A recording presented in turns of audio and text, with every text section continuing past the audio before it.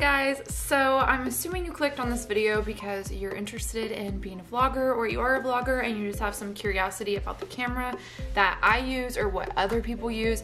I know for a fact that I dig in everybody's like about me or description box just to try to find out what camera they're using, because I'll be either really jealous of their quality or I'm just curious in general. I feel like this is like my favorite thing on YouTube, is just learning about the behind the scenes part. You know, there's other equipment that I use that I can go into detail with, but I did want to do a comparing video of vlogging with my Canon M50. So I just wanted to do kind of like a review, I guess you could say, video on vlogging with a Canon ESO M50, a iPhone, which this is an iPhone XS, a Canon G7, which is the one that you probably see majority of the time on people's channels, which has the flip up screen, and also my DSLR, the big boy right here. This is actually a Canon 5D Mark II. It's an older model, but I love it. It still takes amazing photos. I honestly don't even feel the need to upgrade unless I was doing video on my DSLR, because I think the quality of the pictures are really good, and I feel like it's all about what you invest in the lens. So the camera that you guys see right now, I'll take a video of the setup, and yes, it is sitting on a pile of laundry right now. So this is the Canon M50. It's a little bit bigger than the G7, but it's not as big as the DSLR, and it has the sideways screen. The sideways screen looks a little weird when you're vlogging because you're like looking to the side and you're not looking straight in, and at least with the flip up screen on the G7, you're always looking in. But I have to say the quality is definitely more clear, and it does have a more detailed manual setting if you wanted to get into that, and it is a mirrorless camera, so if you're taking photos, the quality is like bomb, because when you're taking photos on a mirrorless camera, it's basically like real-time color and stuff, so there's really not much editing that needs to go into it, but it's also not something I would use on a professional level still, so there's that. So what I'm doing is I'm gonna film everything on the auto setting, because I just feel like the general person won't know what detail to go into. Like, they don't know how to do the manual settings or other settings on the camera. I feel like if you were just vlogging and that's your interest, you're not really interested in the equipment being super specific, then you're not gonna take the time to learn the other details on the camera, obviously. So this is on auto, and this is the quality that you see for the Canon EOS M50. If you like this quality, then that's fantastic. Here's the zoom feature. Zoom really far. So we just zoomed in on my dog, who is sitting on the couch, and you see how it focuses nicely on him, and I'm out of focus now.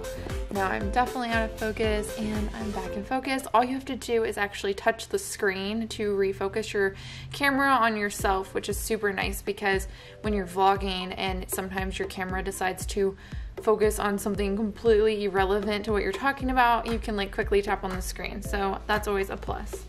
So now I am vlogging with the G7 Mark II, and they do have a G7 Mark III out, but I was told that it is not the greatest quality because it is more, I guess it has focusing issues or something.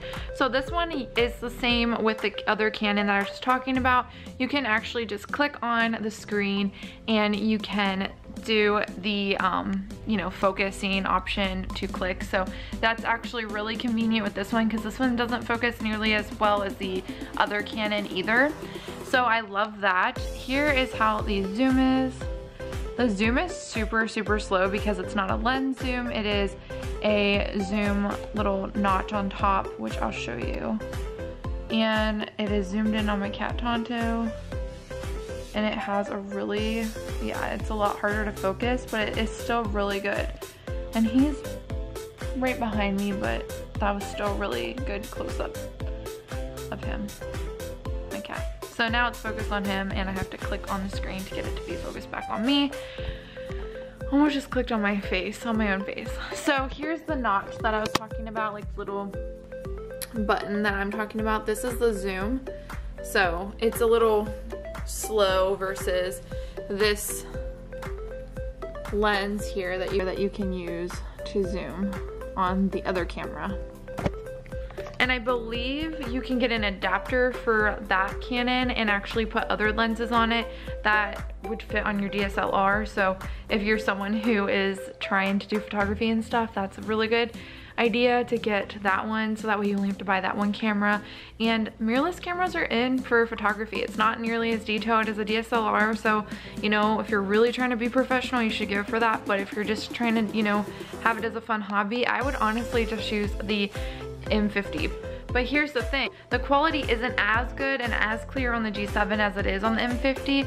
My coloring, like you can tell, I'm like really pale on this, and I definitely would say I match the coloring on the M50 more than I do on this one. So this isn't like real time coloring for my like skin and stuff, but you can like easily like change the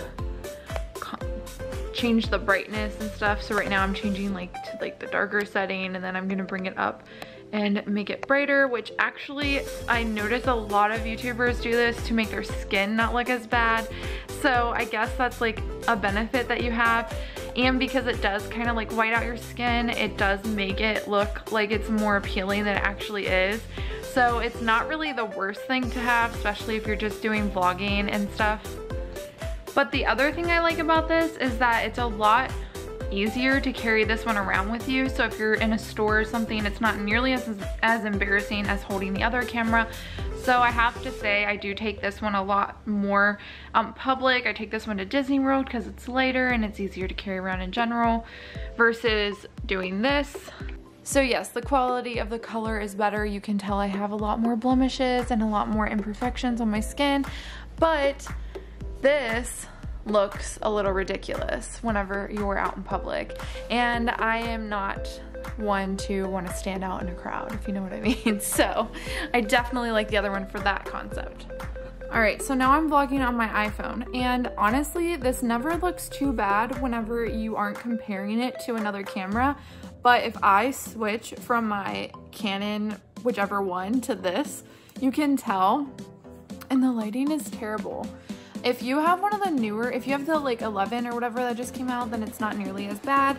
And holding your phone out like this doesn't look as embarrassing. You can honestly even like hold it like this and say that you're like FaceTiming someone. So if you're like shy or embarrassed, or you're vlogging in your car or something and you don't want people to stare at you like you're crazy, at least this is way more discreet.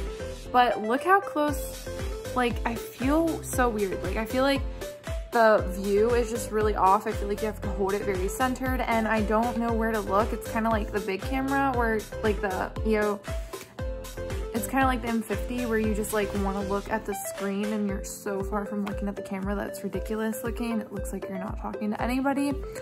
But if it's all you have, that's all you really need, and no one's gonna ever just like sit there and compare what you're doing on this to like quality wise, because there's not anything to compare to. Now when I switched to using my iPhone versus using one of my other cameras, I always put like iPhone cam on the screen so people know, just because I can tell like the quality just completely changes. Unless you're going outside, which I'm gonna do a demo of doing all of them outside and not like the vlogger style, but more like shooting at something. All right, so now we're gonna use my Canon DSLR, which honestly is not meant to be a vlogging camera. You literally don't have a screen, so you can't see anything that you're actually doing, and that is so terrible for vlogging.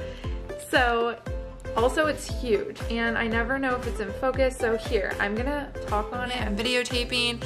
I know that my face is gonna be in it, but I don't know if I'm even in focus, and honestly, this is just really heavy and it hurts my hand. Look how ridiculous this looks too. So I'm showing you guys in the other camera, like this is crazy. So it's not like the most comfortable, and it's definitely not discreet.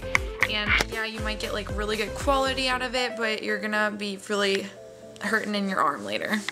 Anyways, I'm gonna show you guys, like this is the quality with the G7 Mark II for outside. It's actually really good. I never complain about it, and I honestly prefer using natural lighting whenever I'm using this camera. Now focusing on the same thing, this is the M50, and I have to say the quality, it just gets better, but it's not too much of a difference that it's not really worth to me paying the more expensive price for this. If you're strictly just doing some vlogging, obviously I just feel like you might as well go for the G7. Here is the iPhone, and like I said, when you're outside and you're using the iPhone, or whenever you're like not doing it in like a selfie mode, you can't really tell, and this honestly doesn't look bad at all. Last but not least, here is the DSLR, the 5D Mark II, and of course the quality isn't bad at all. It's actually really good quality, but you have to really learn how to manually focus, because doing the autofocus on video is really loud and it's just not nearly as efficient.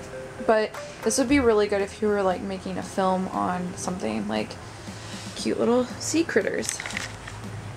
Okay guys, so I hope you guys had enjoyed this video. I hope that you guys got some help or got some ideas on what product you guys are interested in purchasing for starting your vlog channel or investing into your vlog channel. But I do just want to say, I think you guys should also get to the conclusion that honestly they all look pretty good, and I would say that the DSLR was the worst one, as expensive as that one can be. It's a way higher quality, but at the same time it's so much more intense to use, and it's just so uncomfortable to use for vlogging, and you really have to invest in like getting a stabilizer, and you are going to need to get one that actually has an autofocus for video versus something that is all manual basically. Otherwise you're gonna have to constantly keep focusing your camera from, you know, somehow and running back in front of it. I don't know, it's just way more complicated than it needs to be as far as something like this goes. I do mainly use my Canon EOS M50 than anything whenever I'm in the house, and then when I'm leaving the house I usually use my G7, and I really feel like the quality is perfectly fine. You know, the only thing I like to add with my M50 is I do like to add a mic sometimes for certain videos, and I don't do that on the G7, which I totally could. I just don't feel like I like it because it's small and it's lightweight, and I don't want to add any more to it. And if all you have is your cell phone and you really don't want to invest any money into your videos because, you know, it's just a fun hobby, then don't. I mean, it's totally fine. The quality on them are perfectly okay. Like I said, you can definitely get away with using them, and the cool thing about using like your iPhone is that you can just edit your video straight from your phone and right onto YouTube. So they definitely make it really easy for you to be successful on your iPhone. But anyways, I hope you guys enjoyed this video. Stay tuned for more. Don't forget to hit all those fancy buttons like the subscribe, notifications, thumbs up, whatever it may be. Bye guys.